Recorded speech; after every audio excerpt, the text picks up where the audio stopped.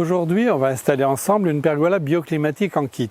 Une pergola, c'est la possibilité à l'extérieur d'être à la fois à l'abri du soleil et de la pluie, ou de la pluie.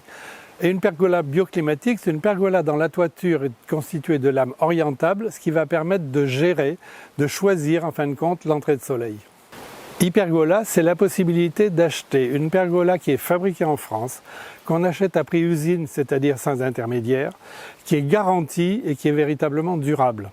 Alors je vous ai dit que c'était un kit, ça veut dire que j'ai reçu des cartons qui sont numérotés et ces numéros je vais les retrouver sur la notice d'emploi pour faire le montage. On peut bien sûr choisir entre différentes dimensions de pergola. On va avoir une avancée, c'est-à-dire une profondeur qui varie entre 2,50 m et 4 m. Et la largeur, elle va varier de 4,09 m à 5,99 m, sachant que la hauteur est toujours la même, 2,50 m, comme un plafond normal. Alors on peut monter une pergola en appui, adossée à un mur ou en îlot. Alors moi j'ai choisi une pergola en îlot et on va voir qu'effectivement la notice d'emploi m'indique à chaque fois les cartons qu'il faut utiliser au fur et à mesure du montage. Alors la première partie consiste à monter les cadres et on va d'abord monter le cadre arrière. Et pour ça, j'ai cette pièce qu'on va appeler cadre arrière et je positionne devant le support de lame qui fait donc la même longueur et on va installer le vérin. Alors le bloc vérin se glisse dans les rainures qui sont prévues ici, donc en enfilant la petite pièce, il y a 3 éléments de fixation, on les met bien en face, et je glisse le bloc vérin jusqu'à 1,30 m, voilà, ici. Maintenant, je vais enclencher le support de lame dans cette rainure en le redressant et en faisant passer le bras du vérin dans la fenêtre. Voilà, et il est positionné. Alors pour tous les assemblages, on va utiliser un certain nombre d'outils qui sont fournis, qui sont bien spécifiques, et la visserie qui à chaque fois est indiquée de façon précise avec un numéro et une lettre. Alors le support de lame est centré avec un léger retrait de chaque côté. À un certain nombre d'endroits, le support de cadre est pré-percé et c'est là que je vais moi faire un perçage pour visser sur le cadre.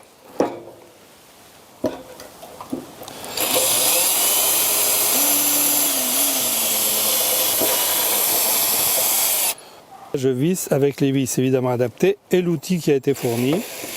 Donc c'est une vis autoforeuse.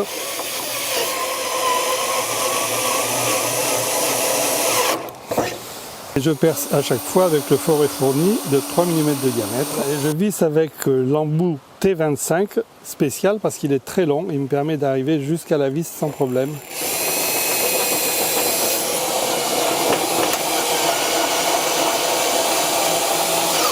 Et sur chaque vis, je viens poser un petit capuchon plastique qui est juste un cache. Je vais maintenant fixer ces petites pièces qui sont des paliers dans tous les trous du support de lame. Donc on les clipse.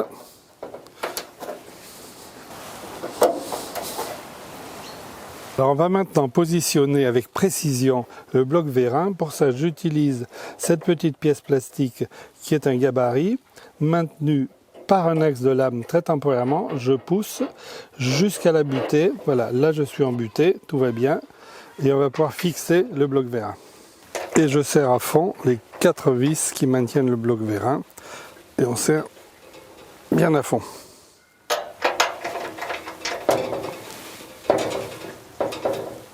J'ai choisi l'option éclairage par LED de la pergola et pour ça donc je vais installer maintenant le bloc LED qui va se glisser ici comme on avait déjà glissé le bloc vérin, tout simplement dans les rainures.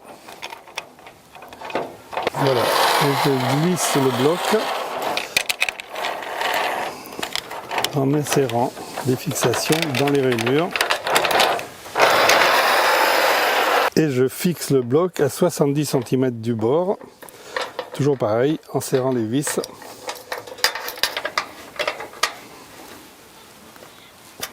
Et de la même façon, je glisse dans les rainures le bloc composant électrique que je fixe à 3 cm du bord. L'étape suivante consiste à fixer les angles de chaque côté du cadre, qu'on appelle ou cadre haut ou cadre arrière, moi que j'appelle le cadre arrière.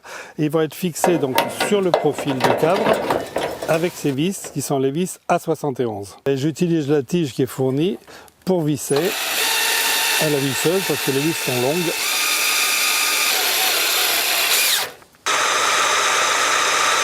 Et de la même façon, je fixe l'angle de l'autre côté.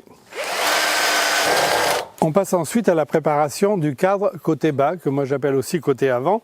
Et là, sur ce cadre-là, je vais fixer le profil porte-lame, le support de lame, voilà, qui vient s'emboîter comme tout à l'heure, en le centrant pour qu'il y ait quelques millimètres de chaque côté. Le support de lame est pré-percé de façon régulière.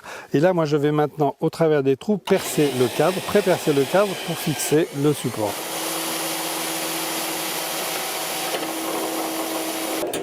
Comme sur le premier cadre, je pose maintenant les paliers, qui sont ces petites pièces plastiques dans lesquelles vont venir se fixer les axes des lames.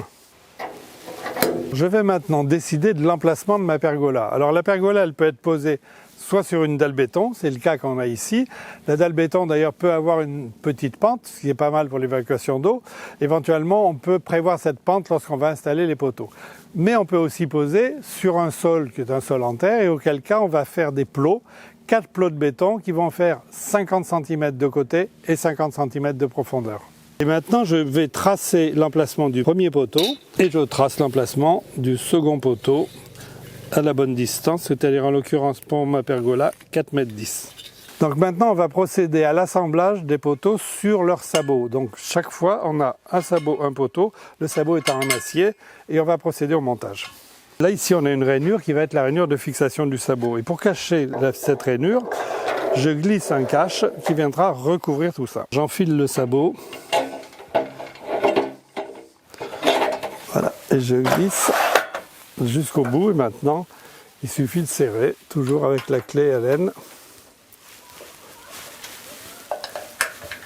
Et j'assemble de la même façon les 4 poteaux, donc le socle qui est en acier inox sur le poteau qui lui est en aluminium anodisé.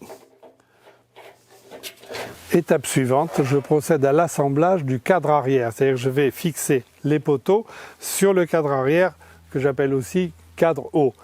Donc le poteau est orienté de façon à ce que le socle ici soit toujours côté intérieur. Je positionne et je visse.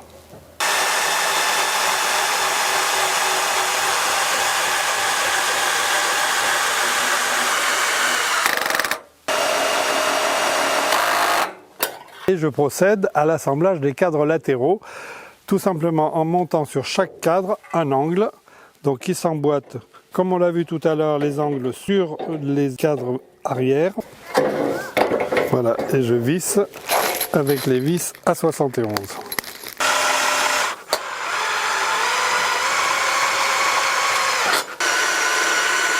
Même opération sur le deuxième cadre latéral. On assemble maintenant le cadre gauche avec le poteau gauche, sachant que bien évidemment on a choisi une bonne orientation pour le sabot de fixation qui est en bas là-bas. Donc assemblage toujours pareil avec les mêmes vis.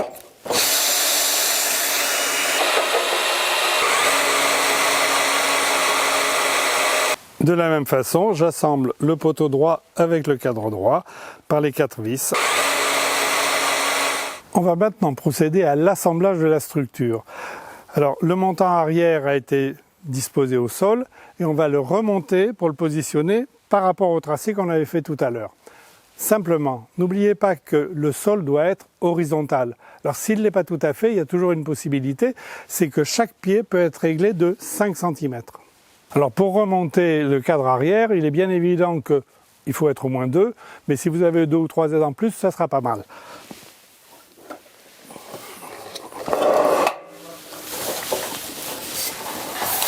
Et on va le positionner sur les tracés.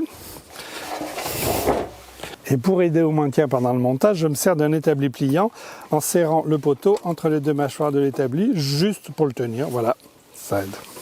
Alors pour que l'assemblage des cadres soit plus facile, je vais fixer un poteau qui va être mon poteau de référence. Alors pour ça, j'utilise les goujons qui sont des goujons d'ancrage qui sont fournis avec le kit. Et on va les fixer ici, dans les 3 perforations. Donc perforateur. Et on y va. Et à chaque fois, on enlève la poussière avec une soufflette.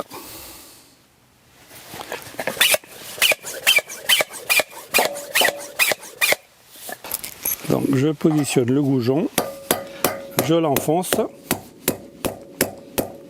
et j'expanse le goujon au serrage avec une clé de 17.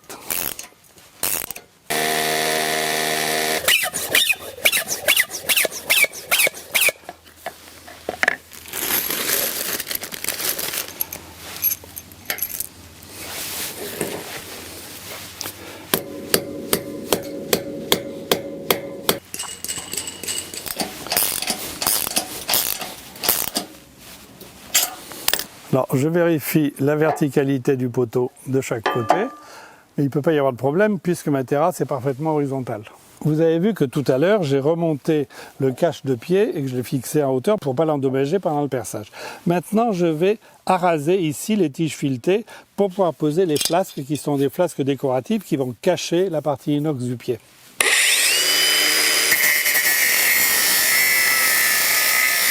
Il me reste à dévisser les 3 écrous.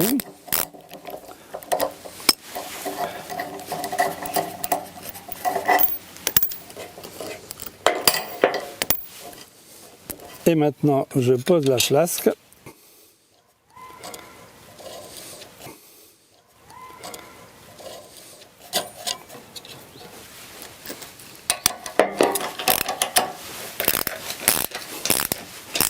Et je fais redescendre le cache, donc j'ai une finition parfaite. Alors, opération suivante, c'est l'assemblage d'un cadre latéral avec le cadre arrière. Et on emboîte les éléments. Voilà, parfait. Et on va assurer le serrage par l'extérieur, comme d'habitude. J'assemble avec les vis A71.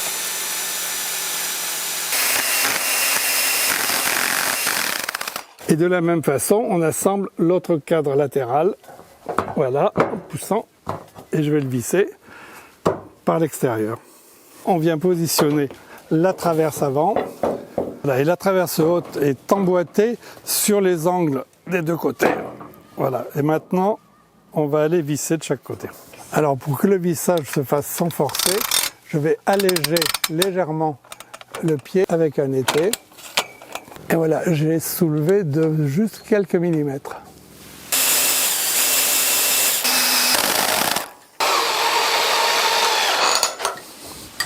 Alors avant de fixer les pieds, on va évidemment vérifier l'équerrage. Donc là, de pointe à pointe, j'ai 482. Et dans cette diagonale, je n'ai que 478, donc on va déplacer légèrement les poteaux. Je dois réduire cette diagonale, donc je pousse déjà sur ce poteau et on va pousser celui-ci dans l'autre sens et on va voir où on est. Voilà, ah ben là 481, il manque vraiment pas grand chose. Alors après avoir un peu bougé les pieds, d'un côté j'ai 479 et là j'ai 478,6, moins de 5 mm de différence, c'est parfait. Ensuite, pour avoir la verticalité parfaite des poteaux, j'ai très légèrement surélevé, maintenu par un étai.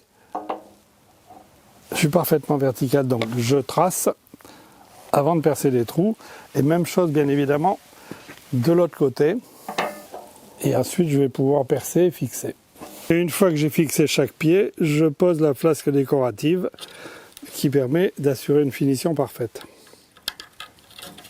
L'opération suivante consiste à mettre toute la structure bien de niveau, parfaitement horizontale. Donc je suis parti de ce point qui semble être le point haut et je m'aperçois qu'il faut monter très légèrement déjà ce poteau. Donc on va le faire en dévissant les vis du pied. Après avoir relevé le cache de pied de poteau, je desserre les vis qui servent à la fixation du poteau sur le socle. Et comme ça, je vais pouvoir remonter très légèrement le poteau. On va voir qu'on utilise pour ça notre étai. Et pendant que je tiens le niveau, Christophe va serrer l'étai pour faire monter le poteau très légèrement. On y va, tranquille. Et chaque fois qu'un poteau a été réglé pour obtenir l'horizontalité de la structure, je resserre bien la fixation du poteau sur son socle. Et on fera ça sur chaque poteau, bien évidemment. L'étape suivante, ça va être l'étape électrique. Alors on va faire 2 choses. Poser un éclairage et ensuite faire les raccordements électriques. Et l'éclairage, j'ai deux possibilités. Soit j'ai un ruban LED qui va me permettre d'avoir une lumière indirecte, soit j'ai un petit boîtier LED qui lui permet d'avoir un éclairage direct. Le ruban à LED va venir s'insérer ici dans cette gorge, il est à la largeur de la gorge et il est équipé d'un adhésif double face pour le fixer. Et je vais commencer par l'angle à fixer le ruban.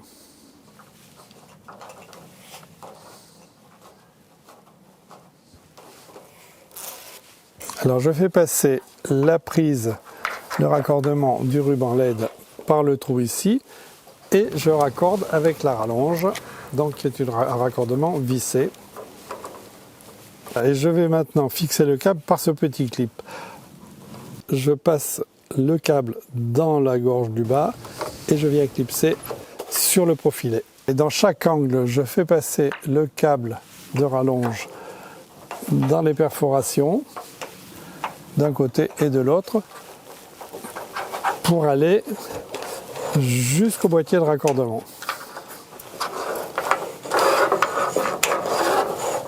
Et maintenant, je raccorde de l'autre côté, j'enlève le bouchon et pareil, la fiche est enfoncée et vissée.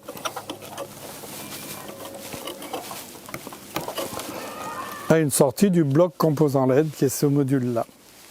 J'ai un peu trop de longueur de câble, je vais rassembler cette longueur ici, attachée avec un collier et poser dans l'angle. Je vous ai dit qu'on avait le choix entre deux types d'éclairage, un éclairage indirect avec le ruban LED que je viens de poser ou un éclairage direct avec ce module. Ce module, il va être posé tout simplement là-dessus et maintenu par deux petits adhésifs double face. Voilà, je le positionne au centre du panneau. Voilà.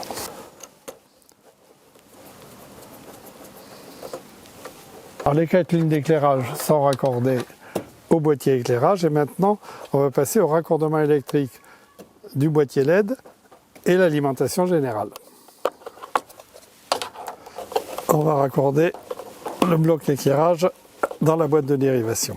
Le raccordement est simple parce que la boîte de dérivation est équipée de bornes à levier Wago, donc il suffit d'enfiler et de baisser le levier. Je fais ensuite rentrer le câble d'alimentation électrique ici, voilà. Et pareil, on va raccorder avec les Wago. Les raccordements sont terminés, neutre, phase, éther. Alors, je vais maintenant simplement raccorder le vérin qui est ici, donc le bloc vérin, avec l'ensemble de composants électriques qui sont là, par cette prise spéciale. Alors, j'enlève le clip de blocage, j'enfonce la prise et je remets le clip de verrouillage pour que la prise ne puisse pas sortir. Alors, j'ai maintenant raccordé l'ensemble au tableau électrique et avec la télécommande, je vais orienter la bielle à 90 degrés, c'est-à-dire verticalement. Ensuite, je pourrai débrancher l'alimentation et on sera prêt à poser les lames. L'étape suivante, c'est l'équipement de notre pergola avec les lames orientables. Et pour que les lames soient orientables, il faut poser cet élément qui est la barre de synchronisation, barre de synchro. Et elle, je l'équipe avec des petits paliers plastiques, comme on en a mis déjà là-haut.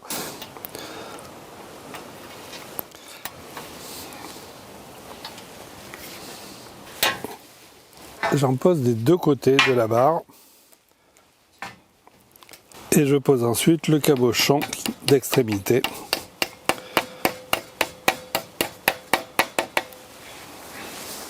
Le raccordement de la barre de synchronisation sur la bielle du vérin se fait avec cet ensemble de pièces qui doivent être mis bien dans l'ordre. J'ai préassemblé la fixation et je vais maintenant enfiler la barre dans le trou prévu à cet effet, qui est le seul qui n'est pas équipé de palier. Voilà, et là on met la rondelle et l'écrou, qui est un écrou avec arrêt. Et je pose le cache-écrou. Et pour éviter que la barre synchro ne tombe, je la pose sur un morceau de bois posé en travers ici sur l'angle. Voilà. Chaque lame va être équipée de flasques, qui sont ces pièces de plastique, et d'axes de rotation, bien évidemment. Alors, il y a une flasque pour la partie arrière, ou qu'on appelle aussi partie haute, et une flasque pour la partie avant ou partie basse. La côté partie basse, donc j'enfile d'abord l'axe dans la flasque, et ensuite dans la lame. Voilà, et on passe à l'autre côté. Je pose ensuite la flasque côté arrière ou côté haut au choix, appelez-le comme vous voulez. La flasque étant posée, j'enfonce l'axe bien à fleur. Du même côté de la lame, je fixe cette petite pièce qui est le support d'axe synchro. Voilà, vissé avec la vis adaptée. Pour installer les lames, il y a une technique bien précise. Donc je monte la lame côté arrière au-dessus, on met la lame à l'intérieur du profilet avant. Moi, j'enfile l'axe, voilà, ici, et ensuite on peut enfiler le deuxième axe devant. La lame est posée. Et pour maintenir la lame, je pose le clip de sécurité. Et ensuite, je pose cette pièce-là, qui est l'axe synchro, qui va venir se placer sur la lame et enfiler dans la barre de synchro qui est là. Voilà. L'axe va être maintenu par un circlip, tout simplement. De la même façon, on va poser les lames l'une après l'autre. On enfile la barre à son emplacement. On continue, la lame passée entre les profils, les axes enfilés dans les trous, et je pose le clip de fixation.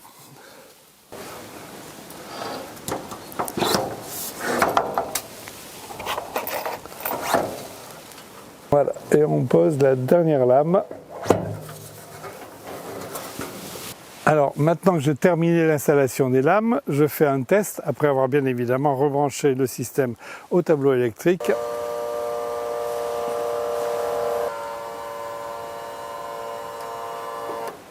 Et pour terminer, je vais poser tous les éléments de finition qui sont des caches en réalité.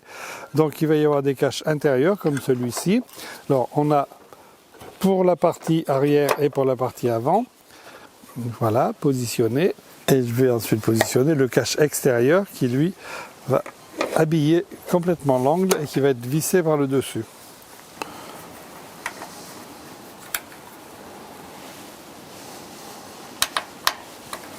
De la même façon, je pose les caches, les habillages sur la partie basse, sur la partie avant. Alors le cache intérieur et ensuite le cache extérieur. Dernière opération, c'est de cacher tous ces éléments, bien évidemment, avec le carter que je positionne ici en face du vérin.